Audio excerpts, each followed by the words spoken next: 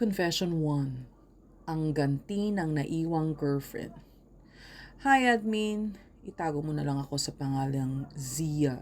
Gusto ko lang ilabas to kasi baka mabaliw na ako sa mga nangyari. 4 years kami ng ex ko. Lahat binigay ko sa kanya. Oras, effort, tiwala, pati baon ko. College pa lang kami noon pero parang feeling niya asawa niya ako. Hindi ako nakalabas ng bahay nang hindi siya nag-update. Pero okay lang sa akin. Mahal ko eh. Pero nung nagka-work siya sa BGC at ako naman ay home-based, doon na nagsimula ang lahat. Bigla siyang naging busy.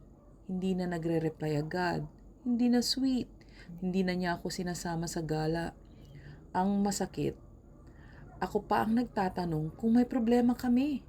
Tapos ang sagot niya lang ay, wala, busy lang talaga. Sabi nga nila, if he wanted to, he would. Lo and behold, isang gabi tinawagan na ako ng kaibigan ko.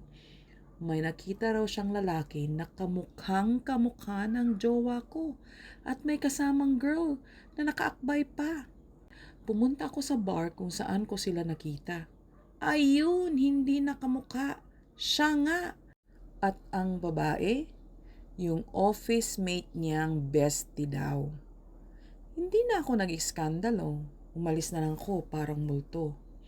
Tapos kinabukasan, sinend ko sa kanya lahat ng screenshots ng nakita ko. Gusto niyang makipag-usap pero sabi ko, busy lang talaga ako. Ibinato ko sa kanyang sarili niyang linya. Ngayon, 6 months na kaming hiwalay. Pero guess what? May bago akong manliligaw. Mas gwapo, mas matangkad, at higit sa lahat, may kotse. Ganti? Hindi naman. Masarap lang sa feeling na ako na ngayon ang hindi available.